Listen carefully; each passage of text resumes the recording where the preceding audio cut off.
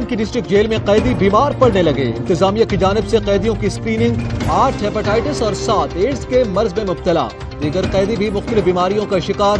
कैदियों का हुकूमत से इलाज करवाने का मुतालबा।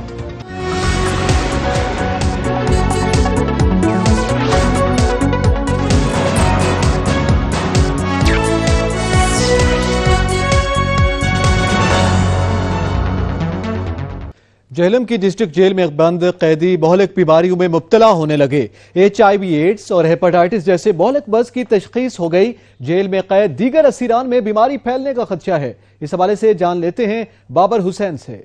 झेलम की डिस्ट्रिक्ट जेल में बंद कैदी मोहलिक बीमारियों में मुब्तला होने लगे। HIV, एड्स, हेपेटाइटिस जैसे मोहलिक मर्ज की तशखीस हो गई। जेल में कैद दीगर असीरान में बीमारी फैलने का खदशा। तफसीलात के मुताबिक झेलम की डिस्ट्रिक्ट जेल में कैद असीरान मोहलिक बीमारियों में मुब्तला होने लगे। हुकूमत पंजाब की हदायत पर पंजाब भर की जेलों में कैद असीरान के हेपेटाइटिस और HIV की स्क्रीनिंग का अमल करवाया गया, जिसमें डिस्ट्रिक्ट जेल झेलम से 8 हेपेटाइटिस और 7 एड्स के मरीजों की तशखीस हो गई है, जिसकी मेडिकल रिपोर्ट सच न्यूज को मसूल हो गई है। जेल में 500 से ज्यादा कैदी मुख्तलिफ मुकदमात में अपनी सजा काट रहे हैं, जबकि सुपरिटेंडेंट जेल के मुताबिक जेल में बीमार कैदी मरीजों का इलाज शुरू कर दिया गया है। हुकूमत पंजाब की जानिब से कैदी मरीजों को बेहतरीन इलाज मुआलजे की सहूलियात फराहम की जा रही हैं। अगर बर वक्त कोई इक़दाम न किए गए तो मजीद कैदियों में भी मोहलिक मर्ज फैल सकता है, जो कि लम्हा फिक्रिया होगा। इसलिए इस रिपोर्ट को संजीदगी से देखना होगा। कैमरामैन हसनैन अली के साथ बाबर हुसैन, सच न्यूज, झेलम।